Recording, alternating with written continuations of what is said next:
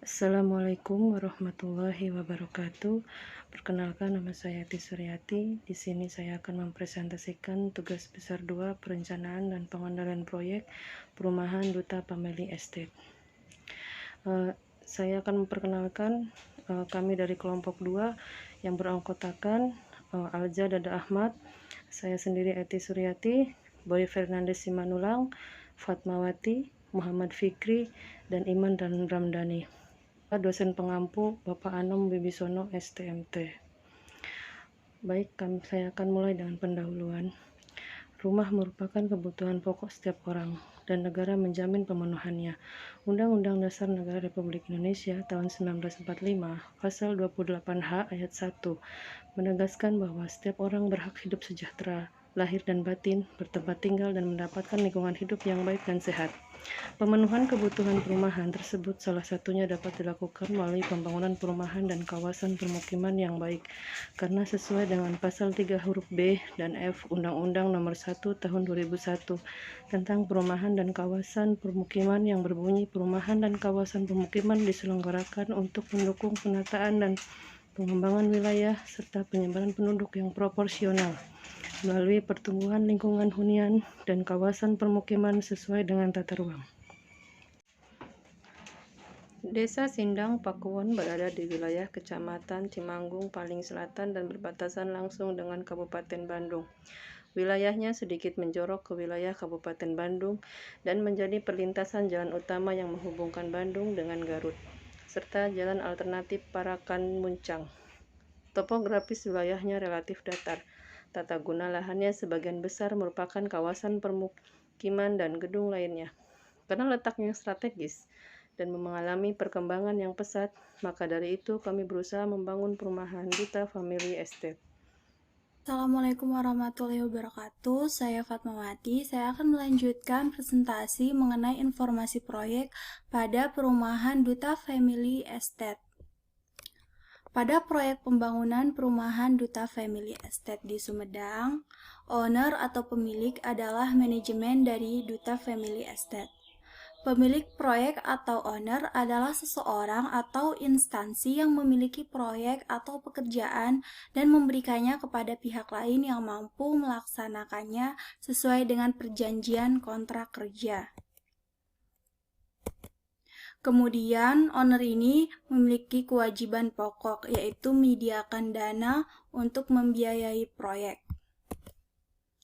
Tugas pemilik proyek atau owner. Ada beberapa dari tugas owner, yaitu menyediakan biaya perencanaan dan pelaksanaan pekerjaan proyek. Yang kedua, mengadakan kegiatan administrasi. Yang ketiga, memberikan tugas kepada kontraktor atau melaksanakan pekerjaan proyek. Yang keempat, meminta pertanggungjawaban kepada konsultan pengawas atau MK. Dan yang terakhir adalah menerima proyek yang sudah selesai dikerjakan oleh kontraktor. Kemudian, konsultan. Konsultan merupakan pihak yang diberikan tugas oleh owner untuk merencanakan atau mengawasi pelaksanaan pekerjaan, supaya hasil pekerjaan sesuai dengan spesifikasi yang diharapkan. Tugas dari perusahaan konsultan adalah mengawal owner pada tahap awal proyek, yaitu tahap perencanaan untuk mempersiapkan ke tahap selanjutnya, serta pada masa konstruksi yaitu pelaksanaan pembangunan fisik. Selanjutnya, kontraktor. Kontraktor pada proyek Duta Family Estate dikerjakan oleh PT Duta Family Tri Utama. Kontraktor bisa berarti sebagai orang atau suatu badan hukum ataupun badan usaha yang dikontrak untuk melaksanakan sebuah proyek pekerjaan berdasarkan isi kontrak perjanjian atau kesepakatan oleh kedua belah pihak. Tugas dan tanggung jawab dari kontraktor ada beberapa, yaitu pekerjaan pelaksanaan konstruksi harus sesuai dengan peraturan dan spesifikasi yang telah terencana berdasarkan isi dalam kontrak. Kemudian mengupdate laporan perkembangan pelaksanaan proyek atau progres. Yang ketiga, ada pelaksanaan jadwal pekerjaan sesuai dengan rencana atau time schedule. Kemudian menyediakan tenaga kerja, bahan, tempat demi kelancaran pelaksanaan pekerjaan tersebut. Dan yang terakhir adalah menjaga seluruh alat yang berhubungan dengan pelaksanaan pekerjaan proyek. Terima kasih sebelumnya. Saya Boy Fernandes Simanulang akan melanjutkan presentasi dari teman kelompok saya sebelumnya. Nah, saya akan mempresentasikan slide 10, slide ke-11, dan slide ke-12. Nah, di slide ke-10 ini kita akan membahas tentang informasi proyek. Nah, di informasi proyek sendiri kita akan membahas tentang lokasi proyek. Lokasi proyek yang akan kita bahas itu yaitu lokasi proyek perumahan Duta Family Estate yang berada di Desa Sidang Pakuan, Kecamatan Cimanggung, Kabupaten Sumedang, Provinsi Jawa Barat. Desa Sidang Pakuan berada di wilayah Kecamatan Cimanggung paling selatan dan berbatasan langsung dengan Kabupaten Bandung. Wilayahnya sedikit menjorok ke wilayah Kabupaten Bandung dan menjadi perlintasan jalan utama yang menghubungkan Bandung dengan Garut, serta jalan alternatif Prakan Muncang. Topografis wilayahnya relatif datar. Tata guna lahannya sebagian besar merupakan kawasan pemukiman dan gedung lainnya. Karena letaknya yang strategis dan mengalami perkembangan yang pesat, maka dari itu kami berusaha membangun perumahan Duta Family Estate. Nah, di slide ke-12 kita bisa lihat poin kedua yaitu nilai proyek. Nah, nilai proyek ini di slide yang Anda lihat itu ada rekapitulasi rencana anggaran biaya. Nah, di sini bisa kita lihat tentang nilai proyeknya perumahan Duta Family Estate. Sekian dari saya. Terima kasih. Hubungan fungsional dan hubungan kerja. Hubungan antara satu pihak dengan pihak yang lain dalam satu bagian organisasi dapat terdiri dari dua hubungan kerja. Yang pertama, hubungan fungsional. Hubungan fungsional yaitu hubungan terikat yang terbentuk berdasar keterkaitan pekerjaan, baik berdasarkan kontrak maupun tidak. Contohnya, hubungan antara konsultan perencana dengan kontraktor dengan konsultan pengawas, dan seterusnya. Misalnya pada saat awal desain, konsultan perencana berperan sebagai perencana sedangkan kontraktor tidak berfungsi. Dan sebaliknya, pada saat kontraktor berfungsi sebagai pelaksana konstruksi, konsultan perencana sudah tidak berfungsi. Yang kedua, hubungan kontrak.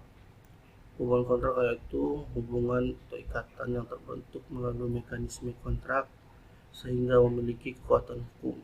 Contohnya hubungan antara pemilik proyek dan kontraktor, kontraktor dengan subkontraktor, dan seterusnya. Assalamualaikum warahmatullahi wabarakatuh.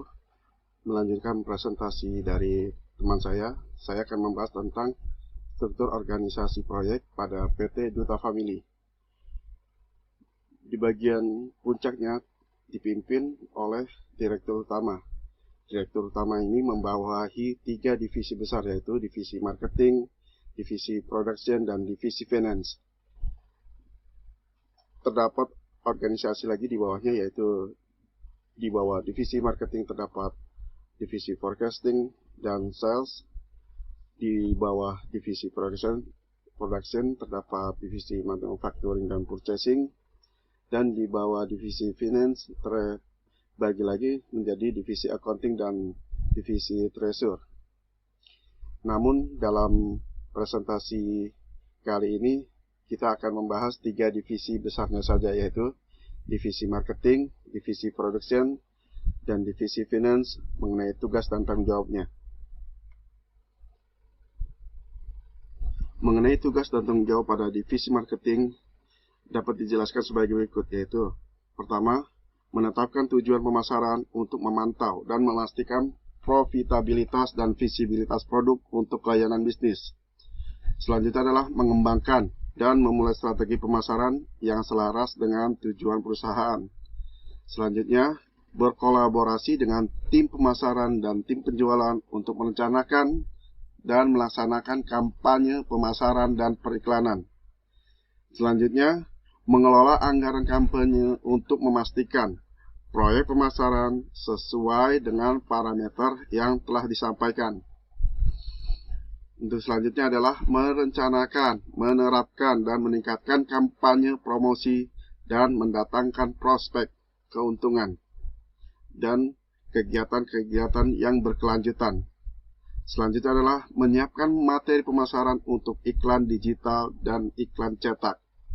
Selanjutnya, mengukur, mengevaluasi, dan memberikan analisis hasil dari kampanye pemasaran tersebut. Dan yang terakhir adalah menyiapkan laporan untuk mengkomunikasikan hasil dan keberhasilan kampanye kepada direktur pemasaran serta wakil dari manajer atau dalam hal ini adalah direktur utama. Untuk selanjutnya adalah divisi produksi mengenai tugas dan tanggung jawabnya. Divisi produksi mempunyai tugas dan tanggung jawab sebagai berikut, yaitu merencanakan sebuah rencana dan mengatur jadwal proses produksi. Selanjutnya, melakukan pengawasan terhadap proses produksi supaya kualitas, kuantitas, dan waktu sesuai dengan yang direncanakan. Selanjutnya, bertanggung jawab pada manajemen produksi agar barang persediaan tetap terjaga. Selanjutnya, bertanggung jawab pada semua alat produksi agar selalu prima, sehingga fasilitas produksi dapat maksimal bekerja dan berjalan dengan lancar. Selanjutnya adalah melaporkan kegiatan dalam bagian produksi secara berkala, dan memastikan perkembangan dan skill karyawannya, dan bertanggung jawab atas apa yang terjadi di dalamnya. Dan yang tidak kalah pentingnya adalah berinovasi dalam pengembangan produksi. Untuk selanjutnya adalah divisi yang tidak kalah pentingnya, yaitu divisi finance atau divisi keuangan. Divisi keuangan ini mempunyai tugas dan tanggung jawab sebagai berikut. Yang pertama adalah bekerja sama dengan manajer lainnya untuk merencanakan serta meramalkan beberapa aspek dalam perusahaan, termasuk perencanaan umum keuangan perusahaan. Selanjutnya, menjalankan dan mengoperasikan roda kehidupan perusahaan seefisien dan seefektif mungkin dengan menjalin kerjasama dengan manajer-manajer lainnya. Selanjutnya, mengambil keputusan penting dalam investasi dan berbagai pembiayaan, serta semua hal yang terkait dengan keputusan tersebut. Yang terakhir adalah menghubungkan perusahaan dengan pasar keuangan, di mana perusahaan dapat memperoleh dana dan surat berharga perusahaan dapat diperdagangkan. Oke, untuk selanjutnya jadwal pekerjaan metode bar chart atau yang bisa kita sebut dalam dunia proyek itu ya kurva S-nya lah. Yang pertama itu pekerjaan pendahuluan dengan persentase bobot 0,34, dan pekerjaan ini terhitung sejak bulan Maret minggu pertama dan minggu kedua. Masing-masing per minggunya itu 0,17%, sehingga mendapatkan total 0,34% untuk bobotnya selama 2 minggu. Yang B, pekerjaan pondasi itu terhitung bobotnya 3,94 selama 4 minggu, dan pekerjaan ini dimulai dari minggu ketiga bulan Maret hingga minggu kedua bulan April. Dan yang ketiga atau poin C, pekerjaan struktur lantai 1 ini terhitung jumlah bobotnya 17,88%, dan pekerjaan ini memakan waktu 4 minggu, masing-masing per minggunya 4,47%, dan dimulai dari minggu ketiga bulan April hingga minggu kedua bulan Mei. Dan yang poin D, pekerjaan lantai struktur 2-nya terhitung bobot keseluruhan 14% dengan waktu pekerjaan 6 minggu, terhitung mulai sejak minggu ketiga bulan Mei hingga minggu keempat bulan Juni, dan setiap minggunya itu mengandung bobot 2,39%. Dan yang poin E, pekerjaan struktur lantai atap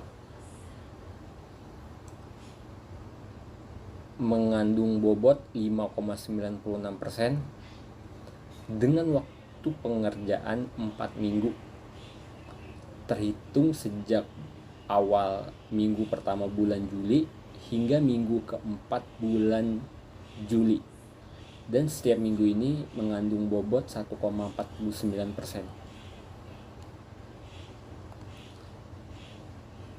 Untuk poin ke G ini udah termasuk poin pekerjaan finishing lantai 1 pasangan dinding, mengandung bobot 8,69%.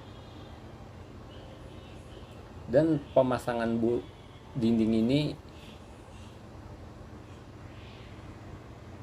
memakan waktu 2 minggu pekerjaan terhitung sejak bulan Agustus minggu pertama hingga minggu kedua bulan Agustus, dan setiap minggunya mengandung bobot 1,37% setiap minggu. Untuk pekerjaan dinding lantai 2 ini terhitung sejak bulan Juli dan memakan waktu 4 minggu terhitung sejak bulan Juli, minggu pertama hingga minggu keempat bulan Juli. Dan di sini mengandung nilai bobot 5,94% dan setiap minggunya itu mengandung bobot 2,17%. Mengapa kita mulai pekerjaan pasangan dindingnya di bulan Juli? Dikarenakan bulan pengecoran lantai 2-nya itu terhitung sejak bulan April hingga bulan Mei, sehingga pada pekerjaan di lantai 2-nya itu udah nggak ada lagi pekerjaan, dan pengecoran atapnya juga terhitung sejak bulan Mei sampai bulan Juni, sehingga sapot-sapot atau scaffoldingnya itu udah bisa diturunin dan kita udah mulai start lantai 2-nya itu lebih dulu di bulan Juli. Untuk pekerjaan dinding bata pada lantai atap itu terhitung mengandung bobot 1,15%, dan pengerjaan waktunya itu di minggu ketiga bulan Agustus dan minggu keempat bulan Agustus, dan setiap minggunya itu mengandung bobot 0,58. Setelah pengerjaan dinding, kita masuk ke pengerjaan instalasi air, atau bisa dikatakan atau bisa kita sebut itu plumbing. Pada plumbing ini mengandung nilai bobot, plumbing air bersih ini mengandung bobot 0,59%. Dan pengerjaan ini terhitung sejak akhir minggu keempat bulan Agustus hingga minggu ketiga bulan September. 4 minggu, dan setiap minggunya itu mengandung bobot 0,15%. Untuk pengerjaan instalasi air kotornya mengandung bobot 1,32, dan ini terhitung juga pengerjaannya barengan sama instalasi air bersihnya dengan waktu pengerjaannya itu sekitar 6 minggu lebih lama daripada instalasi air bersih, dan setiap minggunya itu mengandung bobot nilainya 0,22%. Setelah instalasi air kotor dan air bersih, kita pekerjaan plafon. Mungkin setelah semua instalasi terpasang, kita masuk ke pengerjaan plafonnya. Untuk pengerjaan plafonnya ini mengandung bobot nilai 1,68%. Dan pengerjaan plafon ini dimulai pada minggu keempat bulan September hingga minggu ketiga bulan Oktober. Dan setiap minggunya ini mengandung bobot 0,42%. Setelah pengerjaan plafon, kita pekerjaan lantai keramik lantai 1 itu terhitung bobotnya 5,83%. Dan pengerjaannya ini selama 4 minggu, dimulai pada November minggu ketiga hingga Desember minggu kedua, dan setiap minggunya ini mengandung nilai bobot 1,01%.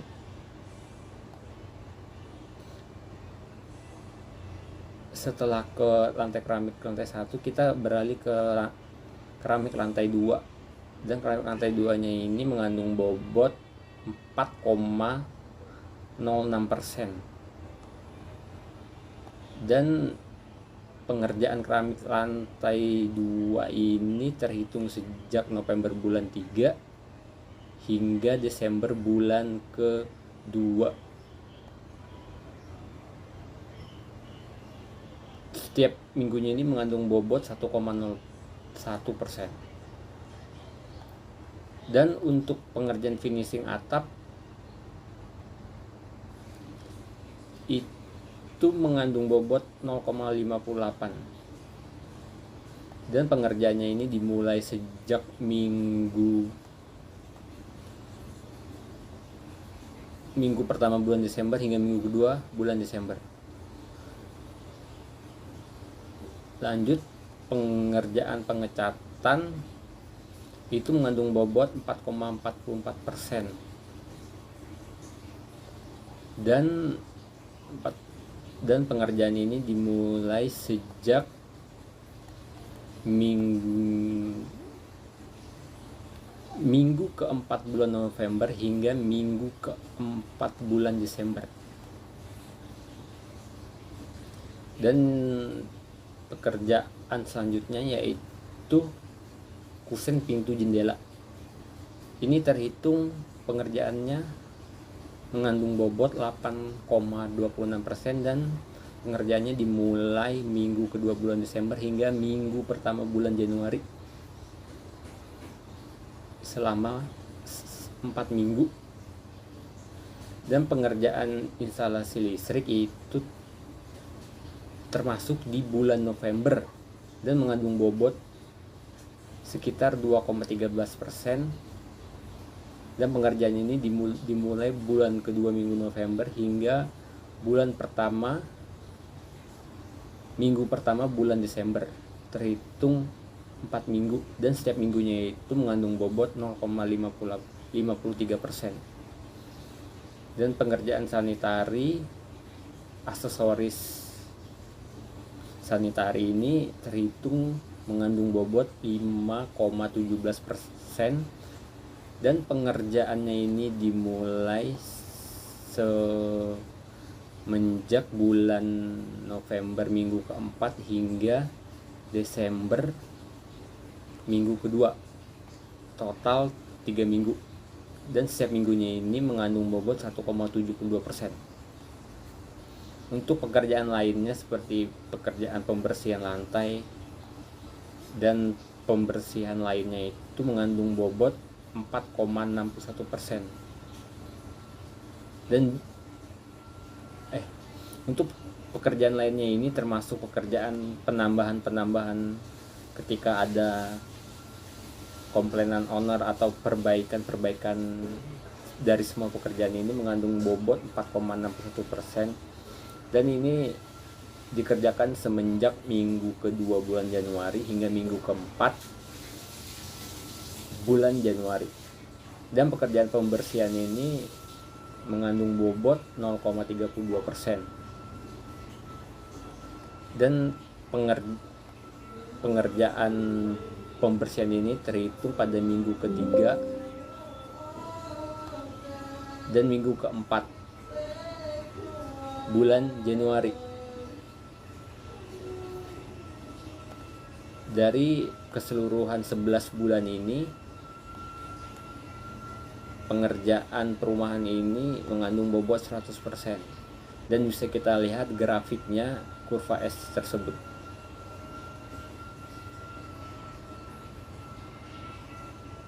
Untuk jalur kritisnya ini bisa kita lihat grafiknya. Dari total pengerjaan 335 hari ini bisa kita lihat grafiknya seperti di bawah.